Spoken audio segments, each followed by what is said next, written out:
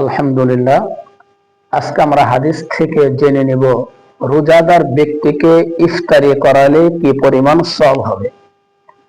রাসূল সাল্লাল্লাহু আলাইহি ওয়াসাল্লাম বলেন, মান ফাত্তারা সাইমান আও জাহাজা গাজিয়ান, যে ব্যক্তি রোজাদার ব্যক্তিকে ইফতার করাবে অথবা মুজাহিদের সরঞ্জাম প্রস্তুত করে দিবে, ফালাহু মিসলু আজরিহি, আল্লাহ তাআলা তাকে ওই রোজাদার ব্যক্তির এবং মুজাহিদ ব্যক্তির সম পরিমাণ সওয়াব দান করবে।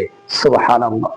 এই জন্য আমরা সকলে চেষ্টা করব, যার যার সাধ্য অনুযায়ী চেষ্টা করব, আমরা রোজাদার ব্যক্তিদেরকে ইফতারি করানোর জন্য, হোক একটা খেজুর দিয়ে, হোক এক পেয়ালা পানি দিয়ে, হোক এক গ্লাস শরবত দিয়ে, যে যেভাবে পারি আমার সাধ্য অনুযায়ী আমি ইফতার করাবো। সওয়াবের নিয়তে আল্লাহ তাআলা আমাদেরকে পরিপূর্ণ রোজা রাখার সওয়াব দান করবেন।